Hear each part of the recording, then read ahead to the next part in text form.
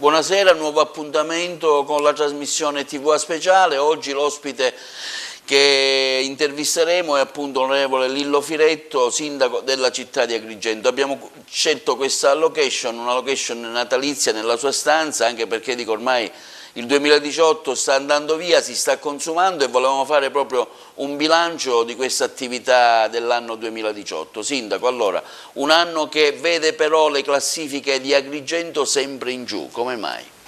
No, diciamo le cose, mettiamole al giusto posto. Noi arriviamo nel 2015 e credo nel 2014 Agrigento era all'ultimo posto in Italia, in tutte e due le classifiche, sia Sole 24 Ore sia Italia Oggi.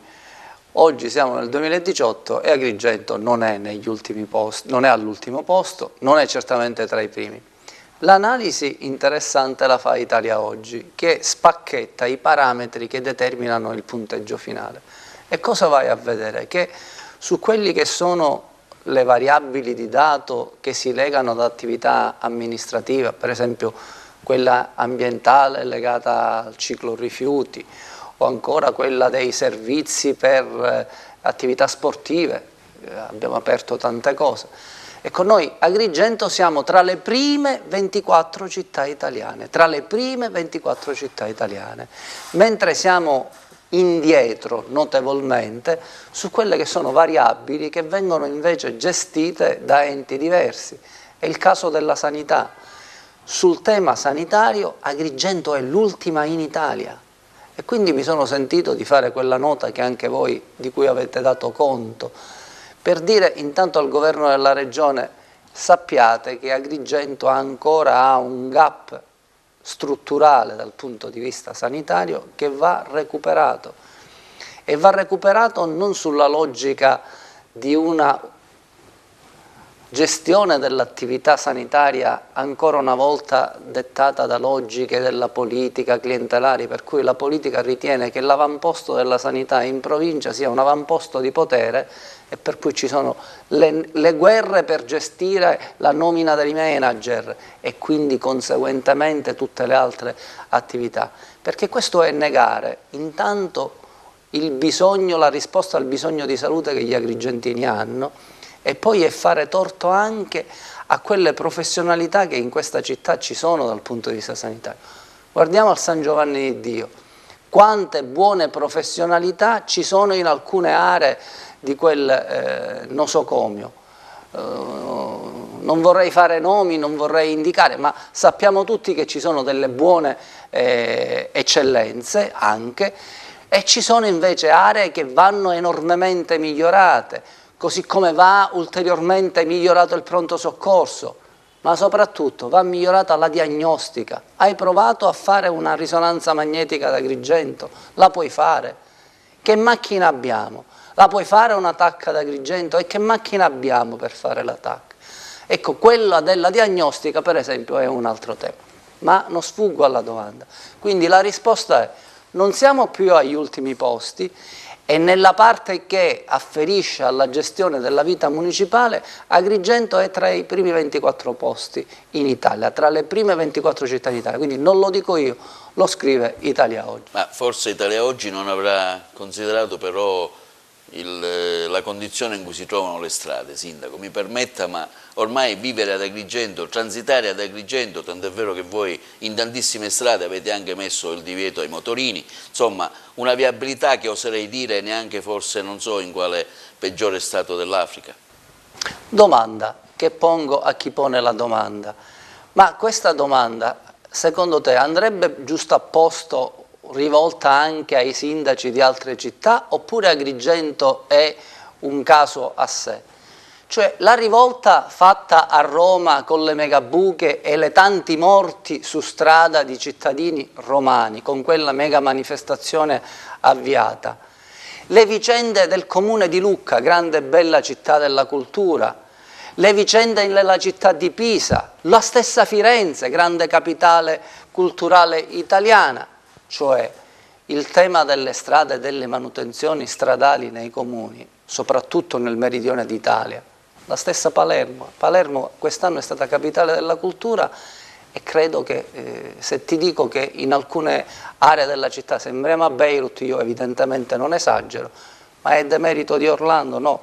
È il tema di una condizione finanziaria che tutti i comuni hanno in questo momento e che sta vedendo grande parte di loro in situazioni di dissesto dichiarato, altre non l'hanno dichiarato, è il caso di Napoli, è il caso di Catania che gli è stato dichiarato, è il caso di Torino, è il caso di Bari stessa, tantissime città italiane, Palermo, tutti i capoluoghi siciliani. E allora cosa bisogna fare? Bisogna ripensare il tema della finanza locale, che è un tema, attenzione, che non riguarda Palermo, la regione siciliana o le mura di Agrigento, riguarda il concetto di finanza locale che è di natura statale. E allora, ancor prima di pensare a delle formule che possono fare bella scena in campagna elettorale e attirare consensi, io penso che dobbiamo, non lo dico io, lo dice la Corte dei Conti, non solo quella di Palermo, ma lo dice la Corte dei Conti Roma, bisogna ripensare il sistema della finanza locale, perché altrimenti non se ne esce. Finché i comuni non saranno nelle condizioni di fare l'ordinaria manutenzioni, mi vorrai dire sì, perché prima nel tempo ci fu, nei decenni andati, le vacche grasse, lo comprendo. Ma l'introduzione dell'armonizzazione contabile ci sta portando a questa condizione di grave disastro nella manutenzione. Dopodiché però vorrei chiudere sul tema e dire che noi con un grande sacrificio, Agrigento avrà le strade che hanno le loro difficoltà e potrei darti l'elenco di una quantità innumerevoli di strade che hanno criticità. Su diverse di queste, bilancio approvato permettendo, interveniamo. E interveniamo per togliere che cosa? Le situazioni di pericolo. Poi tante volte sento dire ai miei concittadini sì, ma non bisogna fare quel piccolo tratto o tappare una buca, qui ci vogliono tutte le strade nuove. Certo, ci vogliono tutte le strade nuove, peccato che mancano le risorse, non ad Agrigento ma ovunque per fare queste operazioni. Però Sindaco, mi scusi, non voglio contraddirla, ma io che pago l'IMI nella mia via Portofino, per arrivarci tra qualche giorno avrò bisogno il camper, il fuoristrada.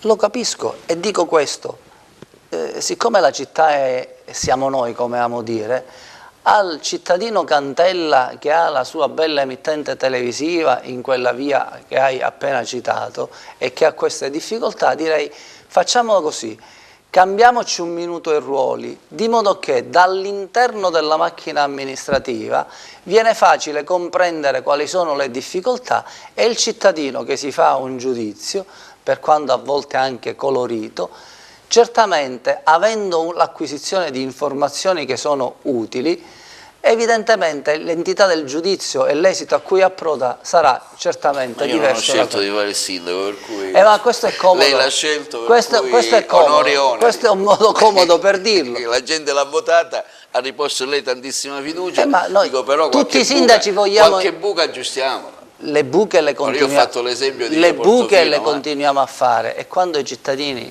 chiamano il comune si interviene anche in regime di reperibilità con immediatezza, perché le buche costituiscono gravi elementi di pericolo. Però lei, penso, su pubblica via. Credo, se non ricordo male, ha annunciato che insomma doveva partire un piano di tappabuche è in corso e viene fatto continuativamente. È evidente che noi non diamo il bollettino di guerra della quantità di buche che quotidianamente si coprono, anche perché tutte le volte che ci è capitato di passare comunicati di questo tenore, molto spesso ci è stato detto ma perché le dite? Questa è ordinaria amministrazione. Per Bacco hanno ragione, è ordinaria amministrazione e quindi non comunicarle credo che sia una cosa doverosa. Sindaco, a proposito che parliamo di strade, no? Io ho fatto un po' anch'io un bilancio di ciò che è stata anche la nostra attività informativa.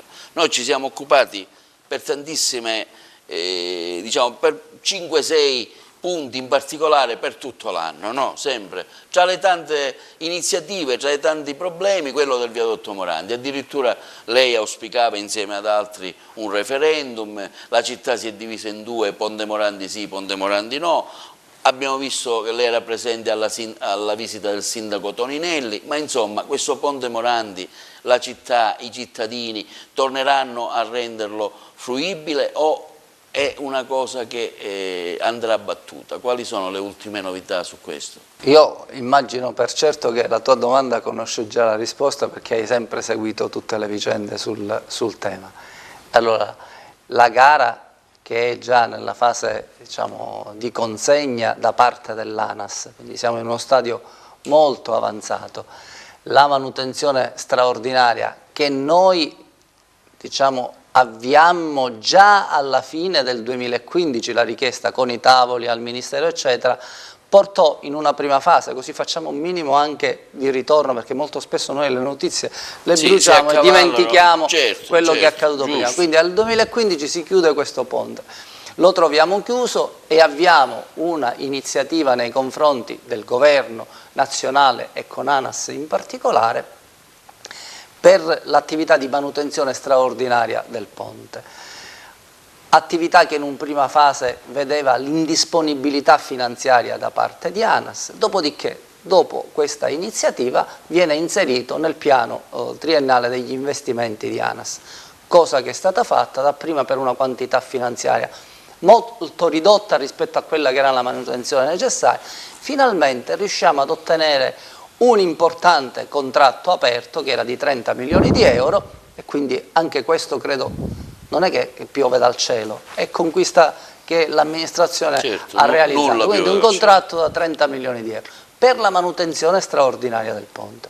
Quando arriva questo impegno sostanziale da parte di ANAS è evidente fare alcune riflessioni, cioè questo ponte, una volta realizzata la manutenzione straordinaria che porterà via alcuni anni, 30 milioni di euro, che significa intervenire sia sulle pile sia sugli impalcati e anche in radice, è evidente che è un'operazione che porterà via tanto tempo e la domanda che ci siamo posti è: realizzeremo questo ponte per i prossimi decenni e per i nostri figli, sapendo che questo è stato lo skyline utilizzato anche per una cattiva comunicazione contro Agrigento, cioè l'abusivismo di Stato, quel ponte sulla vista Valle dei Templi. E ci siamo interrogati, come credo che chiunque di buon senso, non solo un buono o cattivo amministratore, deve fare. Questa spesa non va analizzata dal punto di vista costi-benefici. Non era necessario chiedere, cosa che abbiamo fatto ad ANAS, l'eventuale disponibilità di una viabilità integrativa a raso che ci eviti nel tempo le manutenzioni particolari del ponte, che se per caso in un certo momento, come è accaduto, viene chiuso, la nostra città va in tilt. Oggi noi siamo peggio degli anni 70 dal punto di vista infrastrutturale, avendo chiuso il ponte. Bene, l'impegno assunto da ANAS finché è stato presidente Armani, persona che si è mostrata molto attenta e devo dire anche performante nei confronti della nostra città, è stato: noi vi consegniamo anche un'ipotesi di viabilità integrativa. E a quel punto io penso che era giusto fare la cosa elementare, dire agli agrigentini: se ed in quanto hai una viabilità, una proposta di viabilità integrativa utile, cari agrigentini, abbiamo questa doppia possibilità: non fare la manutenzione sul ponte e buttarlo giù e recuperare lo skyline con la Valle dei Templi, e peraltro avere una viabilità a raso che nella realizzazione finale porta via gli stessi tempi rispetto alla manutenzione del viadotto Acragas. E questo fare un referendum, che poi è una consultazione popolare che si fa in 10 giorni, ma ad oggi dove siamo? Siamo che ANAS, il presidente di ANAS si è dimesso, in questo momento l'unica cosa in campo che c'è è la manutenzione straordinaria del ponte, che si dovrà fare perché il contratto, diciamo, è in fase di redazione, avendo, diciamo, la gara d'appalto raggiunto gli esiti oramai finali. Bene, Sindaco, giusto per chiudere questa parentesi, abbiamo anche novità sul viadotto Petrusa, approfittiamo anche viadotto per Petrusa, la storia è quella che tutti quanti conosciamo. Noi quando arrivammo nel 2015, adesso io non voglio fare l'uomo che intende mettersi che così, no, dico, le stellette da nessuna... Si farà su benedetto viadotto Petrusa? Il ponte Petrusa, quando noi arrivammo, non esisteva più nel radar di ANAS. perché la viabilità che avevano consegnato al comune di Agrigento e quindi alla provincia complessivamente era quella bastevole. Quel ponte non c'era più. Quando arrivammo ci rendemmo conto di quella, diciamo, di questa sorta di artifizio paradossale che era stato messo in atto, e abbiamo iniziato quell'interlocuzione che ha portato ANAS a progettare in tempi quasi record il viadotto. Gliel'abbiamo fatto approvare con i vincoli preordinati all'esproprio, eccetera, che voi ricorderete in consiglio, e devo dire il consiglio è stato rapidissimo a approvargli, perché ci eravamo dati dei tempi che abbiamo onorato nei confronti di ANAS. Pare che lo abbiano anche appaltato, adesso i tempi di realizzazione di quel viadotto, che secondo il nostro punto di vista è assolutamente essenziale. Sindaco, continuando sulla viabilità, ecco, che fine hanno fatto quei famosi, se non ricordo male, 30 milioni per la riqualificazione urbana che ANAS doveva dare come compenso della strada fatta per il quadrivio Spinasanta? C'era una compensazione? Ma magari ci potessero essere 30 milioni di euro per il quadrivio Spinasanta. So che c'era una cifra però stanziata per la riqualificazione urbana. Anche perché dico, il caos che c'è al quadrivio Spinasanta, dico, non che le altre zone siano esentate, ma a quadrivio Spinasanta, insomma, non so se lei è capitato di andarci la mattina o il pomeriggio o la sera. Proprio ieri sera mi fermava una persona, dice: ma lei deve venire la sera a quadrivio Spinasanta. Non dico la parola che mi tutte le mattine per arrivare qua io percorro quella strada, quindi diciamo sono un cittadino fruitore del quadrivio Spinasanta abitualmente. Credo tu ti riferisca alle misure compensative per la 640. Sì, misure compensative che prevedevano un importo di circa 2 milioni e rotti di euro per la viabilità. Dapprima, nelle precedenti esperienze amministrative alla quali noi non partecipavamo, erano state individuate determinati assi da sistemare, poi si partì con il viadotto, con l'intervento al quadrivio Spinasanta. Quell'intervento al quadrivio Spinasanta prevedeva, nella logica che trovammo, una mega rotatoria extraurbana più che urbana e un solettone e le fondazioni per un multipiano il cui costo complessivo era dell'ordine di 18 milioni di euro. A fronte di 2 milioni che ne hai, realizzi una rotatoria e metti semplicemente le fondamenta per una struttura di parcheggio multipiano con tanto cemento armato a sbalzo sulla rete ferroviaria. Abbiamo immaginato subito che si stesse parlando di una cattedrale nel deserto che non avrebbe mai visto la luce, perché l'unica cosa che potevi realizzare era la rotatoria extraurbana, che nulla di buono avrebbe determinato per il quartiere del quadrivio Spinasanta. E allora quel progetto è stato rimodulato, è passato anche in consiglio, sta andando avanti e prevede una rotatoria urbana, non extraurbana, prevede la riqualificazione dell'area nella curva di discesa sul quadrivio Spinasanta con un'area di parcheggio e un'area giochi per bambini con relativo esproprio del terreno, ma soprattutto, una volta finita la chiesa di Madonna delle Rocche, che tutti quanti conosciamo, tu hai idea di come bisognava salire lì? Qual è la strada? L'abbiamo mai fatta? No, non c'è una strada, c'è una specie di tracciato. Quindi chi ha pensato questa genialità fece nel pizzo di una montagna una chiesa non munendola della relativa strada. Come dire, la chiesa c'è, per arrivarci arrangiatevi. Realizziamo con questo intervento anche la strada di collegamento tra il quadrivio Spinasanta e la chiesa di Madonna delle Rocche. Ecco, nella riqualificazione urbana, visto che stiamo parlando di strade, non parliamo poi del caos di Villaggio Mosè. È tra i suoi programmi, non so se lei ha fatto già qualcosa, una sistemazione della strada Villaggio Mosè, perché dico, ultimamente transitare a Villaggio Mosè, andare, capisco che è una zona commerciale molto importante per la città, però dico, ogni volta, insomma, per fare il Villaggio Mosè forse in certi orari occorre più di un'ora. Avete pensato a una riqualificazione sul Villaggio Mosè?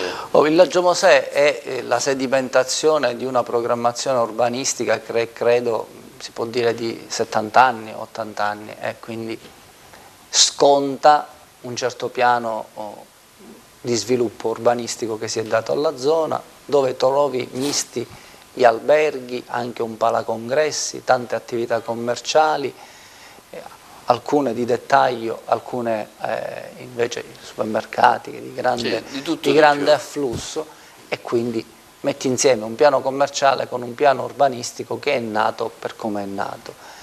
Le programmazioni urbanistiche non si inventano in 2, in 3 anni, in 4 anni. Le programmazioni urbanistiche passano da piani regolatori e da piani commerciali che disegnano il destino dei territori. Per quanto riguarda i temi dell'intasatura dal punto di vista del traffico veicolare, che ahimè non è di questi 3 anni, è della storia della città, in certi momenti dell'anno, della giornata a Villaggio Mosè non passi, adesso provo a farlo nel periodo natalizio, io lì i miei parenti da cui vado per i miei figli molto spesso, e c'ho anche l'insegnante di mio figlio, non riesci a passare in certi momenti della giornata.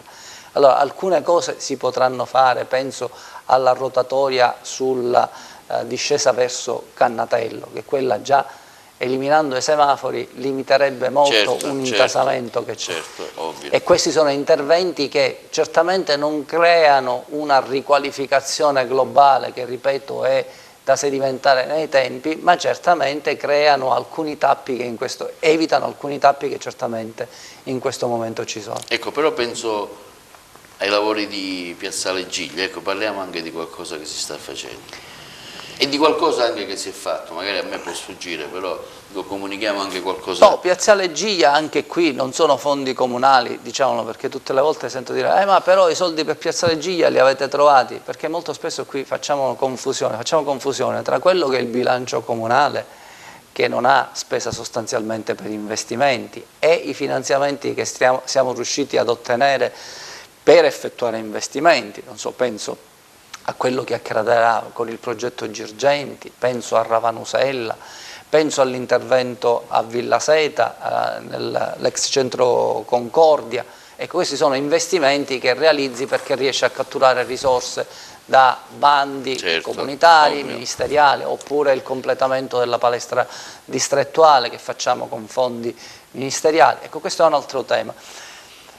La vicenda di Piazzale Giglia, che ci ha consentito intanto di creare il fronte mare che non c'era più, essendo stato occultato da quelle specie di cabine in cemento precompresso che hanno ammorbato, che erano anche luogo di ricettacolo, ecco, di tutto, di sporcizia, continua a essere un luogo di sporcizia, ahimè, l'Aster, ma vorrei dirlo ai miei concittadini, noi stiamo facendo di tutto perché l'Aster possa, è in questo momento in una fase di contenzioso tra il concessionario e il demanio, quindi noi c'entriamo oggettivamente poco, se non nel danno che la vicenda ci dà, ma siamo riusciti a liberarlo, e Piazzale Giglia è stata un po' una sorta di necessità virtù. Siamo andati spulciando tra i ribassi di gara di precedenti gare fatte dal Comune nei suoi decenni precedenti, e siamo riusciti a trovare queste risorse di ribasso che per fortuna stavano andando in perenzione, e grazie ad un intervento tempestivo e devo dire alla disponibilità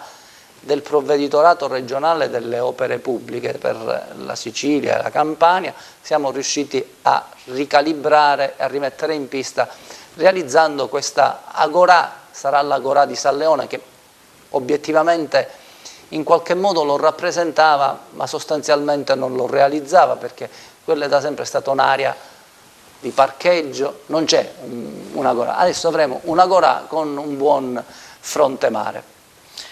Certo, non sarà San Leone che lei nello spot elettorale ha fatto vedere. Dico, ma anche qui, vedi, mi piace che le cose che si dicano abbiano poi i piedi sempre per camminare e non ci si fermi alla battuta dei bar da tazzina, perché quel video che facemmo vedere, che fu realizzato, diamogli onore al merito, da un ragazzo che è Peppe Dallicardillo, il quale in un mio intervento pubblico mi sentì dire che come agrigentini dovevamo avere l'ambizione di recuperare il fronte mare. In che senso?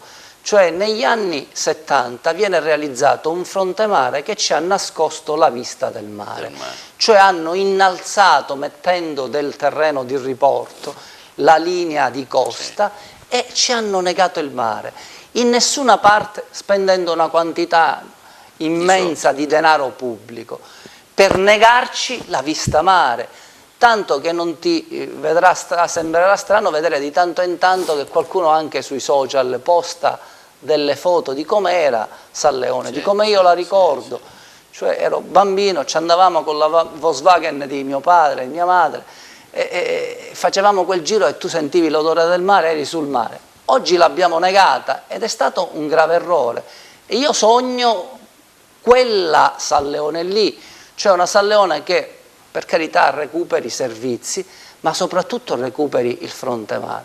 Bene, Peppe Dallicardillo mi fece questa sorta di dono, me lo portò con la musica fatta e dice: guarda, questo è il sogno che tu hai disegnato, e quello è un sogno che però stiamo anche inseguendo, perché per realizzare quell'operazione lì, intanto lì non era un progetto, un rendering che è una suggestione, è chiaro. Chi pensa che uno in campagna elettorale abbia già il progetto, chi gliel'ha fatto? Se lo porta da casa, i pareri fatti da casa, quindi se questo non si riesce a comprendere, per carità, forse è un errore di comunicazione mio, ma sarà anche un errore di comprensione per chi la interpreta male.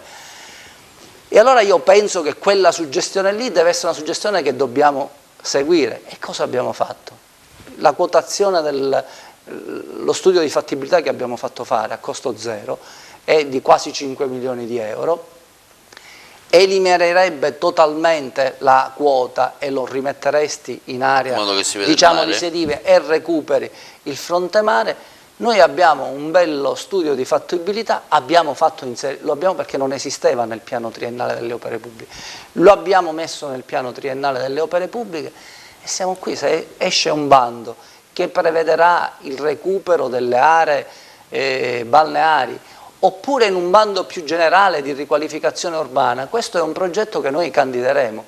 Però domanda che rivolgo: quali progetti, quali bandi di riqualificazione di questo tenore sono stati varati dalla Regione Siciliana? Mi riferisco all'ultima era Crocetta e a questo primo anno.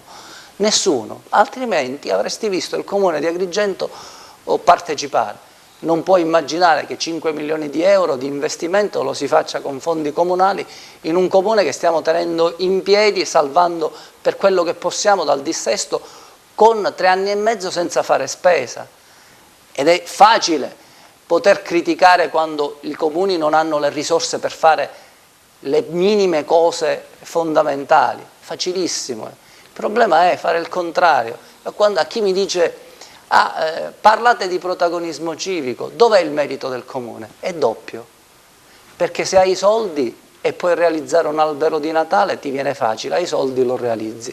Se lo devi chiedere a un privato di fare l'albero di Natale con i soldi del privato, il tuo merito è doppio, perché ci hai pensato di farlo, sei riuscito a convincere i privati a farti un'opera, sto parlando di una minimalità, una cosa pubblica, a farla facendo partecipare i privati. Questa è la sfida che secondo me hanno tutti ma non si può i primi cittadini. Che tutto venga fatto col protagonismo civico. I ma cittadini già pagano le tasse, sono abbastanza... Ma infatti non tutto deve essere fatto col protagonismo civico. Noi abbiamo fatto spesa sociale, l'abbiamo fatta con i fondi pubblici, con i fondi catturati da Regione. Gli investimenti che stiamo facendo lo stiamo facendo avendo vinto bandi pubblici e li stiamo facendo con i fondi pubblici. Domanda: qual è l'alternativa? Lo mandi in dissesto un comune, la canti a chi c'è stato prima e dice come erano farabutti quelli, dicendo anche delle cose fuori di senso e fuori di segno secondo il mio punto di vista, e dopodiché non paghi i debiti del pregresso e fai come hanno fatto in qualche comune qua vicino, dove sono nelle condizioni di andare a dichiarare il secondo dissesto perché non continuano a pagare i debiti. Qual è l'alternativa? Qual è l'alternativa che io chiedo? Lei mi dà l'input per parlare di Porto Empedocle, del dissesto. No, io parlo in generale. No, vabbè, dico, è stato chiamato in causa anche con responsabilità penali, ma alla fine, insomma, nel 2018 è arrivata la notizia che lei non era responsabile penalmente. Ecco, una cosa che, diciamo, anche i suoi competitor politici spesso hanno puntato il dito, Sindaco. Dico, parliamo anche di questo, cosa vuoi? Il tempo purtroppo è questo, cioè quando si verifica una vicenda come quella che ci riguarda, cioè di qualcuno che in un certo momento della sua vita, io ricordo ragazzino era il punto di approdo massimo, neanche fare il deputato nazionale, ma fare il deputato regionale. E tu ci arrivi a fare il deputato regionale. Ed un certo momento, e quindi sei comodo, non hai dolori di testa, non serve che ti fai neanche l'assicurazione da amministratore, vai tranquillo sul liscio, hai anche una bella indennità, non diciamo, la povertà del sindaco, hai una bella pure indennità, e a 2 anni decidi di fare questa sfida e candidarti a sindaco di una città che sai essere in dissesto finanziario, perché è notorio che Agrigento era in una condizione di dissesto finanziario. Ricorderai Miccichè che scappa dall'assessorato perché dice il comune è in dissesto, dovete dichiararlo. Ecco, e intraprende una strada complicatissima, molto complicata, che abbiamo avviato. È qualcosa che è fuori di chiave. E allora bisogna cercare di fare qualcosa, no? Ne è nata una campagna infame, brutta, anche sul piano, come hai visto, degli esposti, e sono dovuto ricorrere anche a rispondere nelle sedi appropriate della Procura della Corte dei Conti, che con 2 giudizi pronunciati da collegi diversi emette delle sentenze che ormai sono scolpite, che sono delle perle, dico io, perché non solo rappresentano una piena riabilitazione per il responsabile degli affari finanziari Totò Alesci, che in un passaggio di quella sentenza si dice che ha agito con responsabilità evitando i maggiori danni all'ente, consentendo di andare a fare pagamenti per esempio sulla nettezza urbana, gli stipendi ai dipendenti, quindi non è che erano successe altre cose, e quindi viene anche, gli si dà una riabilitazione piena di come dovrebbe essere oggi il responsabile pubblico in generale, un dirigente, e quindi per lui è stato di grande soddisfacimento, credo, quel giudizio. E lo è stato anche per il sindaco, non solo si dice non c'è stato danno erariale, ma sostanzialmente perché siete andati a fare questa contestazione a un sindaco atteso che non fa i mandati di un comune? Ecco, questa è la storia, però il tempo è sempre galantuomo. E quando io dissi che in quel tempo stavano commettendo, secondo il mio punto di vista, un grave azzardo, gravissimo azzardo, mi assumo la responsabilità, oggi più che mai di quello che sto dicendo, di dichiarare il dissesto, perché senza aver tentato di fare misure correttive, eventualmente ove fossero state necessarie, eventualmente un piano di riequilibrio come successiva, giunge ad un eventuale dissesto di cui non c'erano affatto le condizioni, e anche questo lo dico sotto la mia responsabilità.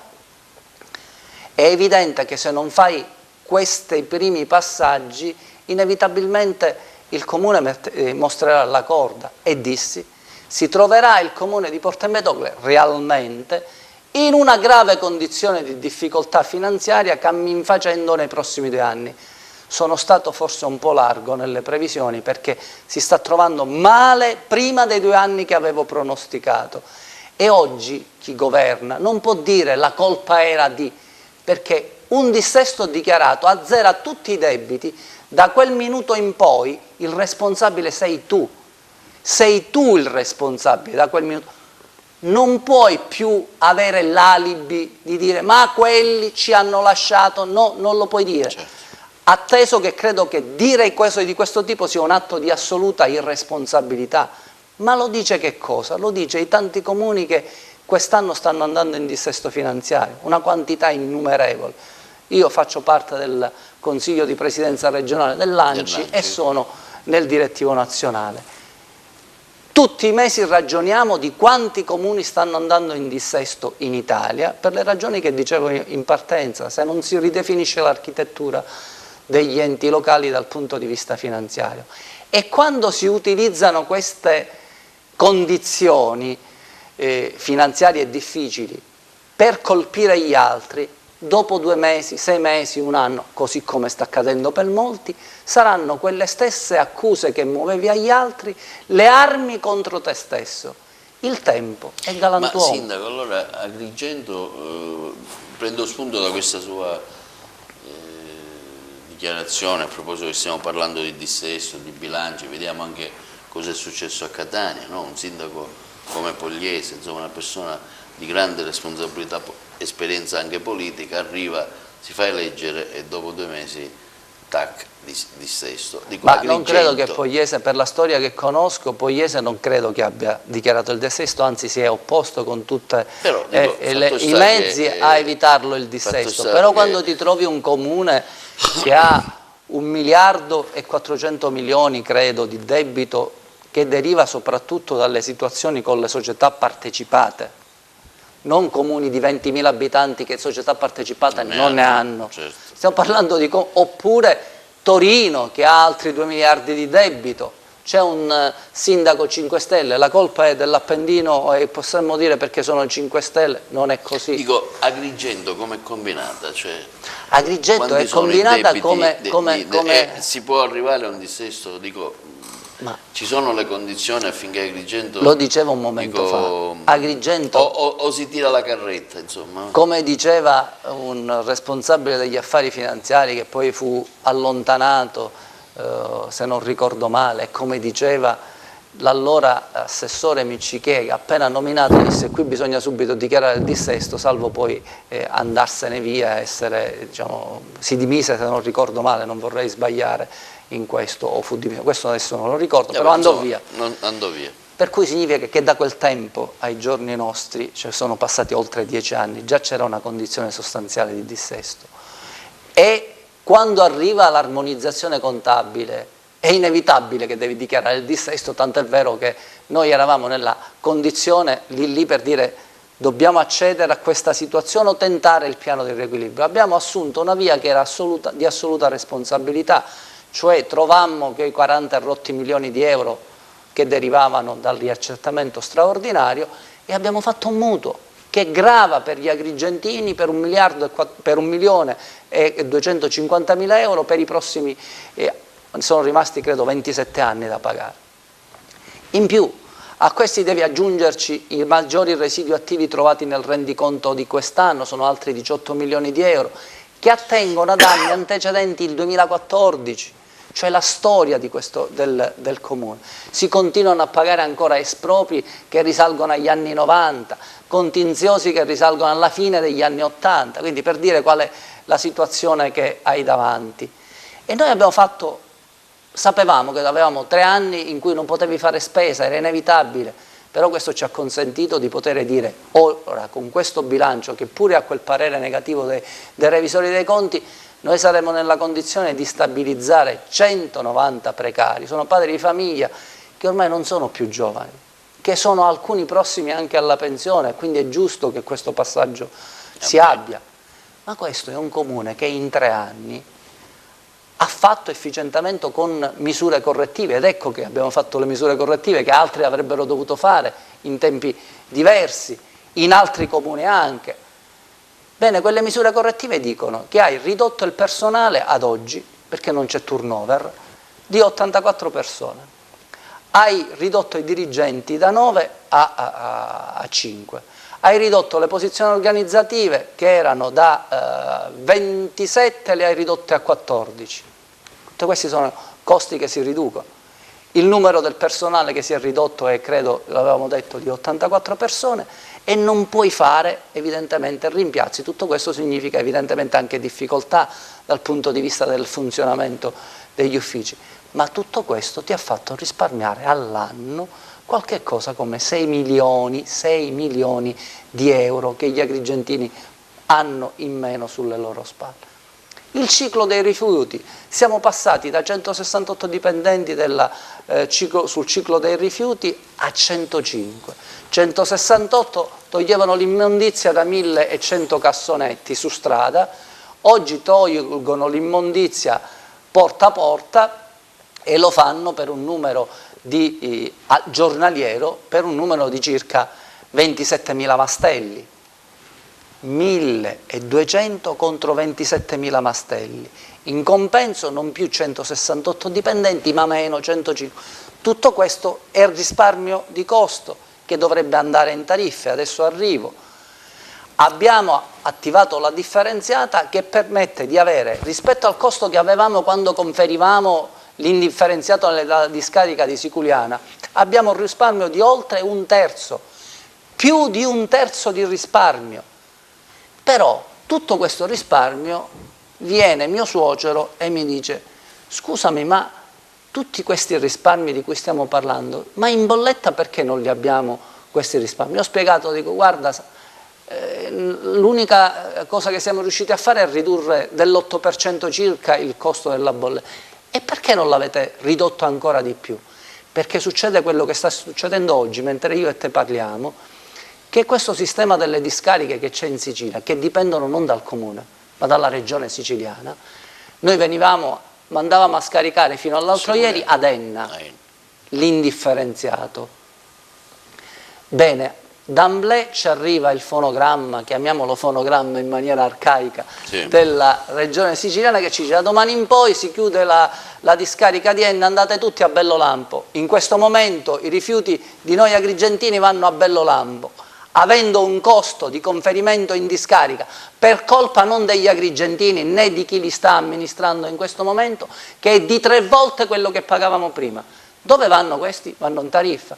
Il che significa: noi facciamo dei sacrifici immensi per risparmiare, per recuperare, ti arrivano queste mazzate dalla regione e tu annienti quello che è il risparmio che hai realizzato.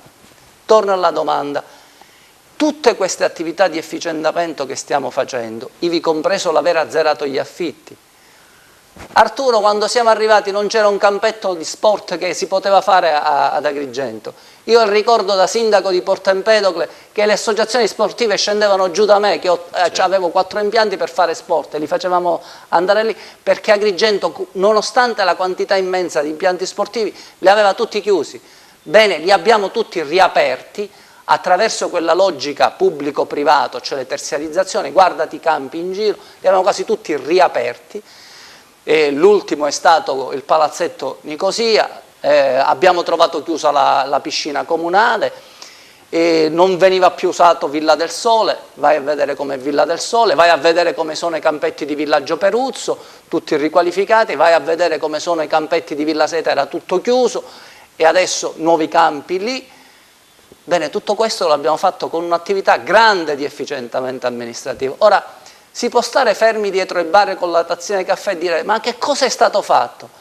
Guardate il 2015 e guardate oggi le cose che sono state fatte in una condizione finanziaria impossibile. Allora, non ci sono i maghi mandrache, ma ci sono soggetti che arrivano alle 8:15 della mattina in questo comune e se ne vanno alle 21:30. Non lo fanno certamente per abbronzarsi alla luce di un albero di Natale. Ecco, tra i vari punti lei in un certo senso ha già dato la risposta, ma è giusto sottolinearlo: c'è stato l'avvio della raccolta differenziata nel 2018 con particolare intensità, però abbiamo raggiunto cifre abbastanza interessanti. Per ora arriva questa mazzata dei controlli che in un certo senso la gente è un po' spaventata, perché io già conferisco, faccio il mio dovere, però insomma ulteriori multe, perché magari prima si sapeva che il cartone della pizza andava nell'indifferenziato, ora l'assessore Amel, che lei nel frattempo ha cambiato, prima c'era Fontana, ora c'è Amel, dice che si deve tagliare e mettere nell'umido. Dico, non che sia colpa di Amel, però dico, c'è stato un attimo, un momento in cui magari forse un attrito tra comune e aziende che raccolgono. Cosa è successo? È successo qualcosa, perché da noi è venuto prontamente Amel, subito conferenza stampa, per cui dico, bisogna anche educare e dare il tempo alla gente di capire questi meccanismi della differenziata e premiare chi l'ha fatta. La differenziata è un processo, diciamo, che va seguito passo passo, non è la lanci e la chiudi, no? È un processo progressivo che va sempre migliorato, aggiustato, però alcuni dati vanno scolpiti. Io ricordo che venivo preso in giro quando dicevo avvieremo, accadeva l'anno scorso, la differenziata, e venivo preso in giro da alcuni che dicevano sì, ci crediamo, ma di quale anno? Perché non si credeva che noi fossimo nelle condizioni di avviare in un comune medio come Agrigento, pur in presenza di un contratto che all'epoca non prevedeva la differenziata su tutta la città, e in tanti si sono divertiti. Abbiamo dimostrato che l'anno di cui parlavamo, quando lo dichiarammo, era lo stesso anno in cui avviavamo la differenziata. Lo dico come piccola punta d'orgoglio. E siamo partiti con la differenziata.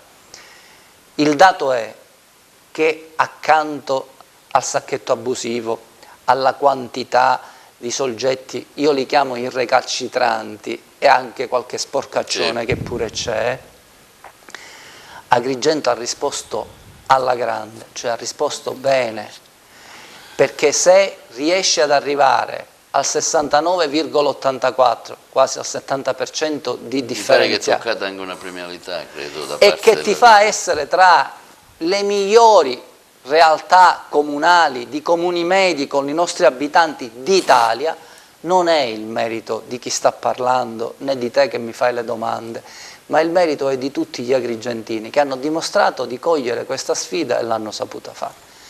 Si va per step e bisogna andare per step. Cosa dobbiamo migliorare? Dobbiamo, secondo il nostro punto di vista, migliorare ancora di più la quantità, perché abbiamo margini di miglioramento sulla quantità, per esempio aggredendo di più le grandi utenze, che sono quelle che fanno qualche birichineria in particolare, e soprattutto... Abbiamo visto il caso dell'ospedale. Che adesso si è allineato. Qualcuno ci diceva ma gli ospedali non la possono fare la differenziata, invece il caso concreto è che noi siamo stati testardi, avevamo ragione nel dire che l'ospedale poteva fare la differenziata e adesso la fa. L'avevano posta lì su una serie di polemiche, qualcheduno, dovete dargli i mastelli, non sono previsti da nessuna parte che si danno i mastelli interni agli uffici pubblici. Adesso siamo in una fase in cui stiamo vivendo lo start-up del nuovo contratto, che dovrebbe migliorare molte cose. Dobbiamo migliorare di più la comunicazione nei confronti dei nostri concittadini.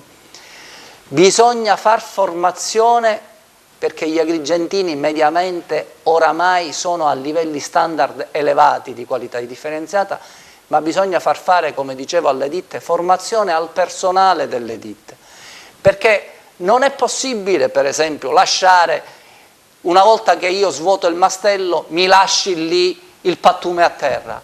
Non è di una città civile. Oppure se raccolgo il pattume, la plastica non posso, o la carta, non ho il telo sul camioncino. È vergognoso e non si può consentire. E chi sbaglia paga. Per quanto riguarda gli operatori, sbaglia la ditta, paga la ditta. Però deve mettersi un meccanismo virtuoso, perché secondo me di passi in avanti ne stiamo facendo notevoli. Adesso dobbiamo migliorare nella qualità del modo di differenziare. Chi già la fa la differenziata non deve avere nulla da temere. Con una buona informazione al cittadino, per esempio, se, come dicevi, il cartone della pizza deve essere messo in un posto piuttosto che in un altro, adesso comunichiamolo, senza partire lancia e resta e vado a fare la sanzione. La sanzione vanno fatte quando ci sono le ragioni per farle, non posso partire lancia e resta e cominciare a tartassare, perché quello non è lo spirito, perché ribadisco, questo 70% non l'ha fatto Tizio, l'ha fatto la città di Agrigento. E quindi intanto godiamoci questo risultato buono che c'è. Poi l'altro tema che tu poni è quello del costo della tariffa. Il costo della tariffa continua ad essere alto. Noi dopo 29 anni abbiamo abbassato quest'anno dell'8%, forse non ce ne siamo accorti, talmente continuano a essere alte le tariffe, ma l'abbiamo abbassato dell'8%. Bisogna fare di più, purché la Regione finalmente arrivi a dare le piattaforme, il sistema dell'impiantistica che c'è in tutte le altre regioni d'Italia e non c'è in Sicilia, e ci eviti questi costi insopportabili. Dicevo un momento fa del costo di dover andare a Bellolampo, ma è mai possibile dover andare a Bellolampo quando nell'intorno puoi avere delle strutture, degli impianti dove andare a conferire? Andavamo a Enna. Sindaco, l'abbiamo visto all'iniziativa che ha fatto Musumeci l'altro ieri annunciando le nuove ADA. Che ne pensa lei di questa nuova riforma? Io ho sentito, sono arrivato in ritardo, invitato al Presidente Musumeci e intanto ho avuto la buona cosa di venire ad Agrigento, spero lo faccia spesso, che le istituzioni regionali siano al massimo livello vicine alla città, è una cosa che non può che farci bene. ho sentito un piano, declamare un suo piano dei rifiuti, io aspetto che venga fuori la legge. Alcuni passaggi delle cose che ha detto, lo dico con franchezza, ma l'ho anche detto a lui, non mi convincono affatto. Probabilmente forse non sono state esposte diciamo, in maniera dettagliata, o io sia stato anche distratto, ma alcuni passaggi mi sembrano lacunosi e che certamente mi auguro che il disegno di legge che stanno tenendo fuori possa chiudere. Però bisogna fare in fretta, gli impianti non possono attendere e so bene che lui ha ereditato una situazione non facile e con la quale debbono assolutamente, ma in tempi veloci, fare i conti, perché mentre facciamo i disegni di legge nel frattempo continuiamo a pagare i maggiori costi per andare a Bellolampo. Ecco Sindaco, dai rifiuti passiamo all'acqua, un argomento che ci ha intasato le tastiere. Girgenti Acque, ora commissariata per l'interdittiva al Presidente. Ma io sull'acqua continuo a conservare una posizione che è quella di sempre. Mi persuado che il tema, adesso al di là della vicenda specifica che sta riguardando il soggetto economico di maggioranza che gestisce Girgenti Acque, la questione dei rifiuti non si lega inevitabilmente a vicende di questo tenore che avranno il loro percorso dal punto di vista anche probabilmente di tribunali amministrativi e di altro che si pronunceranno, però il tema sostanziale rimane il costo dell'acqua che continua ad essere molto alto. Cioè poi qualcuno giustamente in questi giorni sottolineava come il maggiore creditore di Girgenti Acque è Sicilia Acque, una società che vende l'acqua all'ingrosso e che da tempo, dico io, ha un costo pratico, un costo dell'acqua che è assolutamente insopportabile, che poi per ricaduta viene praticato dai soggetti concessionari che si chiamino Girgenti Acque o che si chiamino Caltacqua o che si chiamino in altro modo. Finché non sarà data compiutezza piena al bacino idrico, e noi queste vicende le vivremo.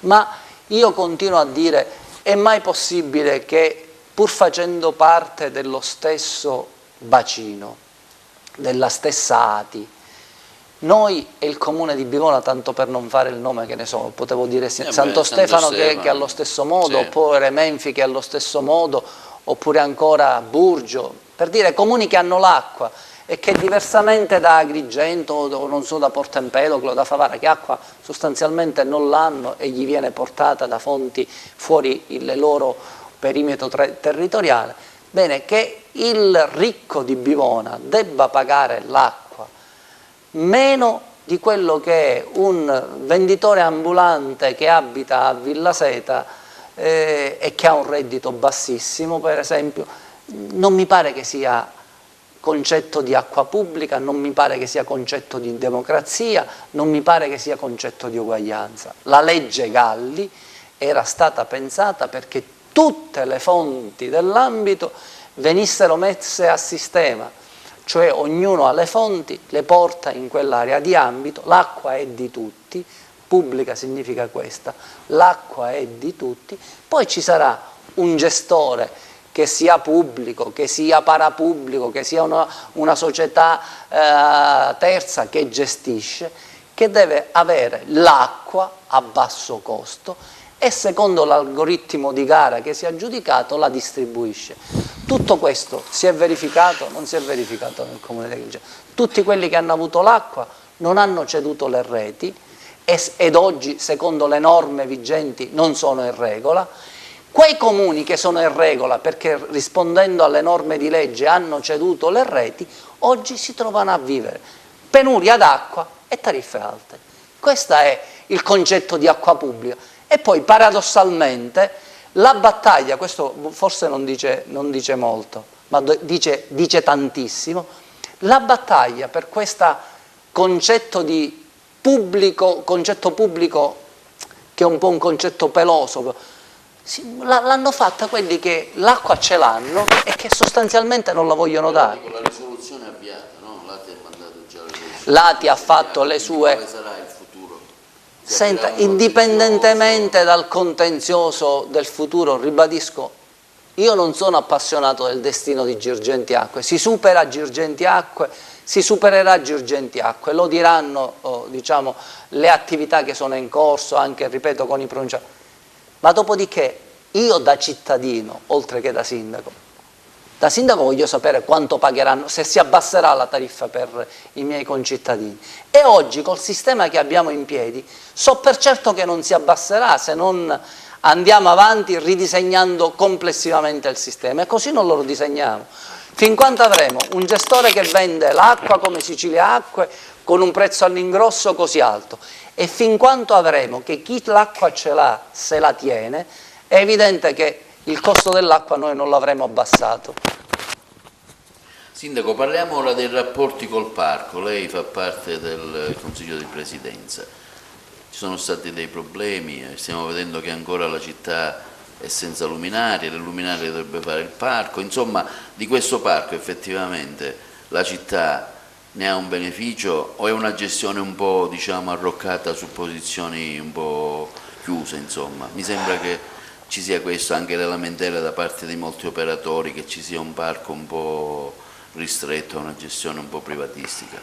Io non voglio diciamo, giocare col tatticismo e dico sempre le cose come le penso. Il parco ha svolto con questa gestione ha svolto un ottimo lavoro sul piano della conservazione, ha svolto un ottimo lavoro sul piano della valorizzazione del sito in maniera indubbia, ha svolto anche, colmato un buco che in parte c'era, cioè sviluppando una certa attività di ricerca sul piano archeologico, con una serie anche, lascio perdere le giornate gregoriane, ma con una serie di convenzioni con università importanti, e credo che da questo punto di vista sia stato illuminato.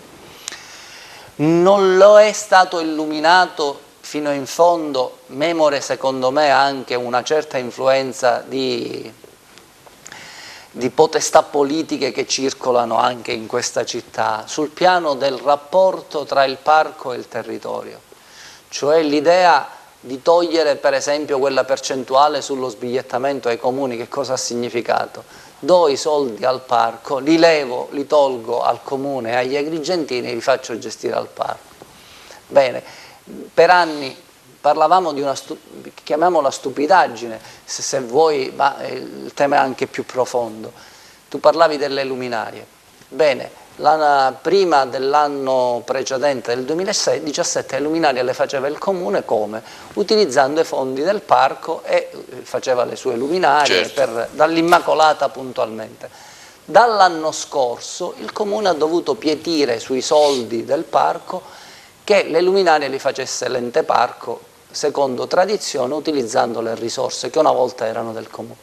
L'anno scorso per il primo anno li ha fatto l'ente parco, e per il primo anno l'illuminazione è partita con ritardo. Io vedo che poi alcuni agrigentini in questi giorni su Facebook scrivono, però dimenticano che l'anno scorso accadde la stessa cosa, cioè noi l'8 per l'Immacolata non abbiamo avuto le luminarie secondo tradizione, le abbiamo avute molto dopo, le abbiamo avute credo il 13 o il 14. Anche quest'anno, nonostante a settembre noi avessimo fatto formale richiesta al parco, nonostante ci abbiamo pensato alcuni mesi prima, anche quest'anno stiamo avendo i ritardi nella realizzazione delle luminarie che da via Atenea devono condurre fino alla Valle dei Templi. Allora io penso che questo rapporto di maggiore consonanza tra parco e città debba esserci. Dobbiamo fare qualche progetto in meno dal punto di vista magari musicale, di altro tenore, per fare, come ho detto negli ultimi consigli del parco, e farò una battaglia a viso aperto al riguardo, a rifare tutti i marciapiedi della passeggiata archeologica, a manutenzionare il verde pubblico come si deve nella passeggiata archeologica. Chi deve entrare nella passeggiata archeologica deve vedere una cosa che è già strabiliante di suo, ma non deve lasciare nulla al caso, cioè deve essere curata nei minimi particolari, perché i soldi per farlo li abbiamo, il parco li ha. E così credo anche l'intervento su Buonamorone, per il quale abbiamo presentato il progetto al parco, la riqualificazione di tutta quella bellissima area che da Bonamorone introduce sulla discesa di Giunone. Ecco, questa attività di ulteriore connessione parco e città va certamente migliorata. Sindaco, vorrei farle tante domande, ma diciamo il tempo sta quasi per scadere, però ecco, un punto sulla politica. Lei ha fatto tanti rimpasti durante l'anno, so che in aria ci potrebbero essere nuovi accordi politici, so che forse qualche nuovo assessore è dietro l'angolo. Cosa ci riserva la sua attività da un punto di vista politico? Anche perché lei per ora un po' è un battitore libero, insomma non si colloca in nessuna parte politica, ecco, non l'abbiamo visto particolarmente entusiasta per gli attuali schieramenti politici. Ma noi siamo partiti con un'esperienza civica e l'esperienza civica non aveva connotazioni politiche, la stiamo tenendo e la dovremmo tenere fino alla scadenza del mandato, perché l'idea di trasformismi non è un'idea che può star bene a chi ha votato una certa formula. Al cittadino interessano certamente le cose che si fanno e le fumisterie non interessano. Poi mi permetti una correzione, non mi risulta che abbiamo fatto rimpasti, l'impasto è un'espressione in voga nella Prima Repubblica, quando si cambiavano, Muglia, quando si cambiavano formule. Fontana, è entrato Amel, noi abbiamo rimpiazzi, allora, non so, nell'ambito di quella che era il perimetro della nostra area di riferimento e dell'esperienza civica, alcuni soggetti che per ragioni di lavoro o di famiglia, lavoro è il caso di Giovanni Amico, ha assunto un nuovo incarico e è stato 3 mesi a chiedere che potesse essere sostituito perché aveva problemi di lavoro. Un'altra vicenda è stata l'incarico assunto romano da Mimmo Fontana, che ci chiese anche lui, pur rimanendo sia lui amico, come vedi, nel giro, nel senso che continuano a dare consigli, a essere presenti, ad essere attivi nei confronti di questa esperienza amministrativa o vicende personali che riguardano per esempio Beniamino Biondi. È inevitabile che la vicenda amministrativa è usurante.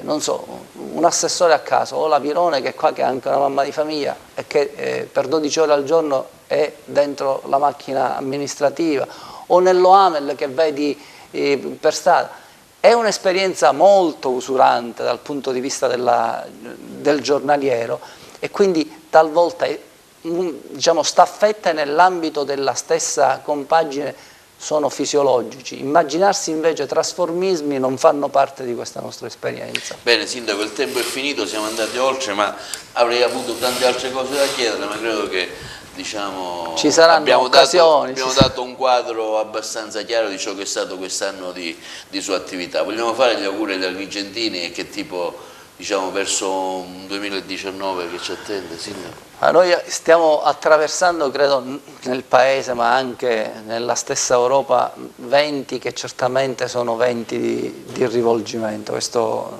lo vediamo tutti i giorni e anche la quantità di complicazioni di cui abbiamo ragionato oggi sulle amministrazioni locali dicono certamente che viviamo una stagione complicatissima. Se questa poi viene messa e fa il paio con un sistema Italia che dal punto di vista economico non mi pare tiri nel verso giusto, con i danni di spread che abbiamo avuto nelle scorse settimane, in questo momento il Paese certamente bene non sta, e però credo che noi non ne usciamo se continuiamo nella stagione della deresponsabilizzazione, per cui immaginiamo che dire peste e corna tutti, un'istituzione nei confronti di un'altra istituzione, cioè se vige la politica della deresponsabilizzazione, certo, la colpa è sempre di altri, di qualcun altro e io non c'entro niente, è molto comodo e noi non andiamo da nessuna parte. E vale anche per i singoli cittadini. L'appello dell'arcivescovo secondo cui la città siamo noi, cioè la facile critica dietro la tazzina di caffè, vale, ma dura poco e non porta, non produce. Lo dico molto spesso a qualche amico mio che mi manda in aree, diciamo, che abbiamo di WhatsApp comune con cui ci scambiamo idea, qualche volta dico, guardate, salire sulla, come diceva mio nonno, una cartella da monnezza e cantarla al mondo, criticare tutti senza dare prova di sé, non ci porta da nessuna parte. Questa è la stagione più che mai della responsabilità. Vedo che molti settori della nostra realtà cittadina l'hanno colta, quando vediamo atti di protagonismo civico, quando vediamo cittadini che scrivono al sindaco, mandano il WhatsApp al sindaco se vedono un qualcosa che non funziona, la buca, il vicino di casa che non fa la differenziata o che butta il sacchetto. Questa che cos'è? È controllo sociale, ma è soprattutto essere cittadini attivi, avere l'idea che la città è nostra. Credo che i buoni segni di questo anno che se ne va sono sostanzialmente questi. Ho visto rispetto al 2015, e lo vedo progressivamente da questo punto di vista, una città che cambia velocemente. Per carità, non te ne perdona una, certo, perché quando ci fu, me lo ricordo, l'avvio della differenziata e bisognava fare tutti quanti squadra, basta che c'è una cosa che non funziona, tutti ci divertiamo. Non siamo pronti, se una cosa va bene lo diciamo sì, ma ci divertiamo a dire se qualcosa non va bene. Per fortuna quelli che operano in questo modo cominciano ad essere un'aliquota sempre più ridotta e vedo sempre un'area maggiore di cittadini responsabili che hanno voglia di fare. Cioè Pirandello, qualcuno dice, è passato da queste parti? No, Pirandello ha descritto il mondo, gli agrigentini non sono diversi dal resto del mondo, quindi chi dice è così solo ad Agrigento, dicono una grande fandonia perché non hanno girato probabilmente. E quindi la buona luce che vedo in questo è vedo una città che si desta, una città che ha voglia di fare, che ha la necessità di mettersi a passo con le buone pratiche, città che ha voglia di cambiamento e forse non si vede, pur nelle contraddizioni e nelle difficoltà dell'amministrare quotidiano, questi segni di cambiamento vengono colti. Allora, dal profondo del cuore l'augurio di questo Natale che sia un augurio di un Natale più solidaristico. Abbiamo tante sacche di bisogno ancora in città. Bene, ci associamo anche noi agli auguri a tutti gli agrigentini, a tutti i siciliani che ci vedono. TVA canale 92 in tutta la Sicilia e Bassa Calabria, nonché in streaming sul nostro sito. Pubblicheremo anche sul nostro canale YouTube e Facebook questa puntata. Grazie Sindaco, tanti auguri anche agli agrigentini. Buon Natale e buon anno.